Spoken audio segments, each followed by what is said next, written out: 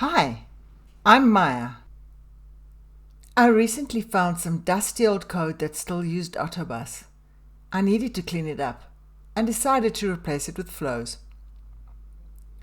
For this session, I made a simple sample to check things out and play around with the libraries a bit. This video is supplementary to the blog post with the same name. I'll show the code changes with the reasoning. If you want a more in-depth discussion or a suggested workflow for these kinds of conversions, feel free to check out the blog post. To see the code, there are two tags on the sample repo. You can compare the changes. The one is Autobus and the other is Flow. Let's look at the Autobus version of the sample. The sample app has a magic 8-ball. You tap on it and the 8-ball reveals its secret.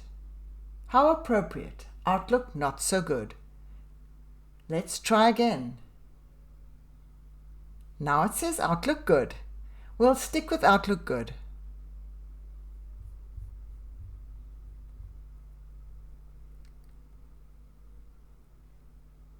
We pretend to have some dependency injection because typically Autobus is a singleton.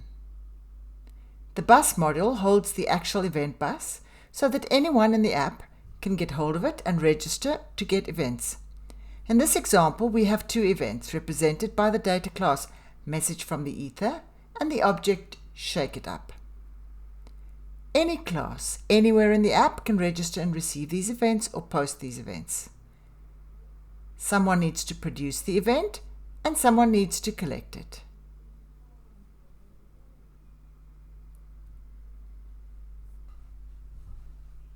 The magic 8-ball produces the messages from the ether. Here you can see it registering with the bus. It listens for the shake it up event with a subscribe annotation. If it gets one, it will respond by getting a new message and sending a message from the ether.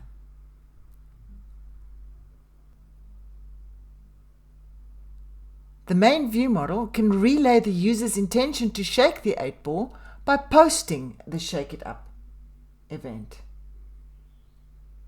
The ViewModel subscribes to the messages from the ether with a subscribe annotation and updates the live data, which updates the UI when the message arrives.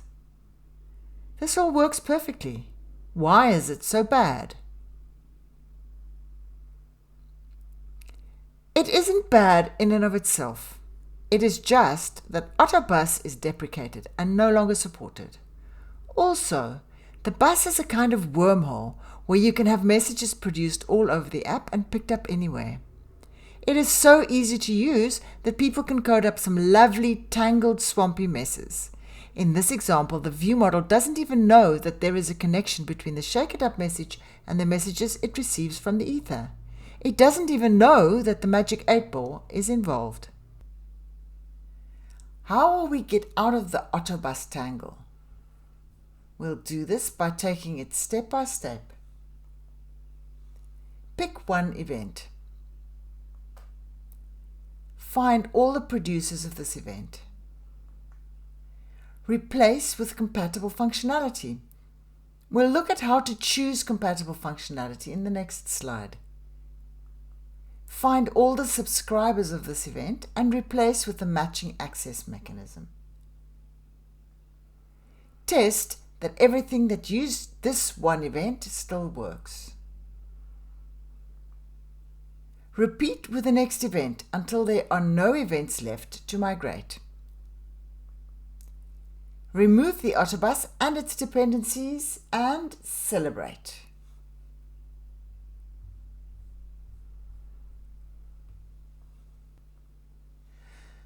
So how do we choose what code to replace the producer and subscriber pair?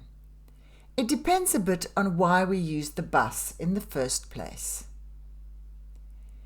If it is because the producer provided observable asynchronous state changes, a state flow could work. If it is purely to signal an event and there is no requirement for asynchronous code, something as simple as calling a method with a sealed class for different event types is a good solution. At this point, you might consider the architecture of your app and make sure you can connect the producer and the subscriber classes with dependency injection.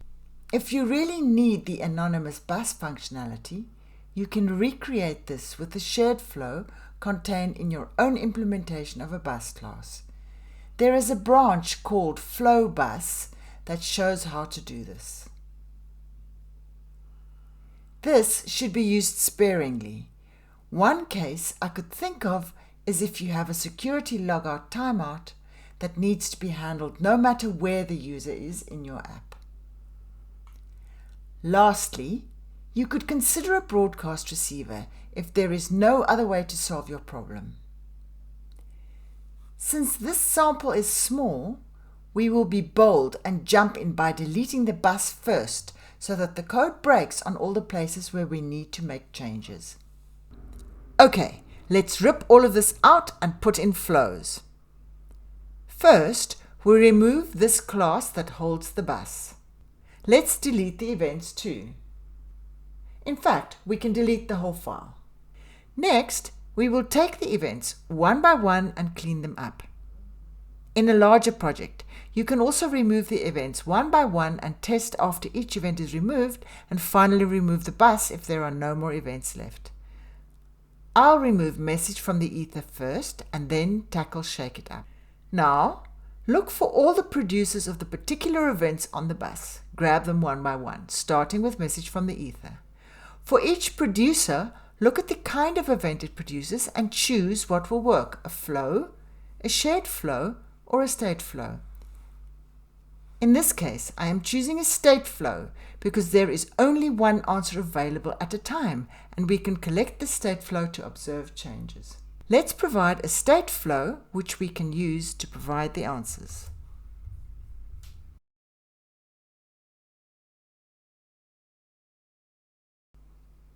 To update the state flow, we simply update the value. Since the subscriber will be observing the answer directly, we don't have to post an event on the bus either.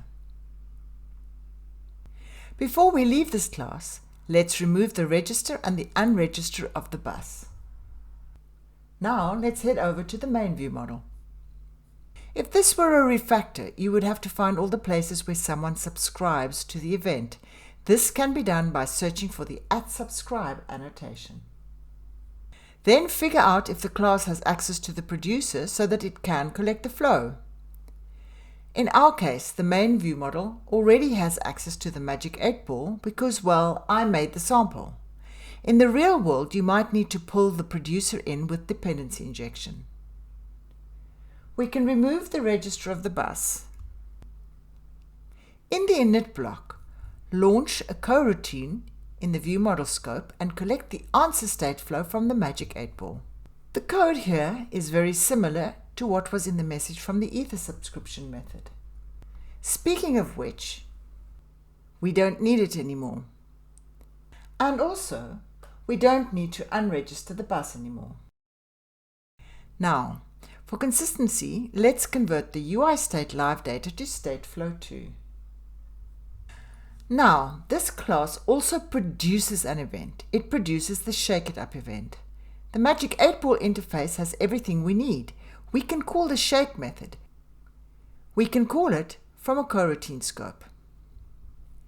I like this solution better too, because we can use the ViewModel scope, so we will be sure that the scope is cleaned up when the ViewModel is no longer available, and any lingering 8-ball interactions will disappear. Let's clean up the imports with Ctrl-Alt-O. Now, back to the magic 8-ball class, since it is the one that is still a subscriber for the shake it up event. We can simply remove all the subscription code. And again, let's clean up the imports. Since the UI state is a state flow, we need to collect it appropriately. Use the collect as state with lifecycle to get the state flow and pass it to the composable. The UI state can no longer be null, so we can remove the null check. Let's clean up the imports. That's it. Now all that's left is some cleanup.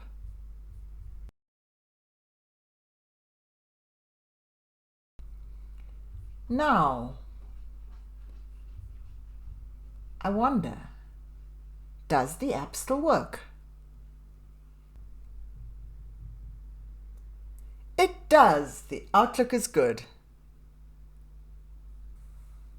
This is a rather contrived example. To be fair, a real migration might be more swampy and messy and tangled than this. The basic steps are the same though.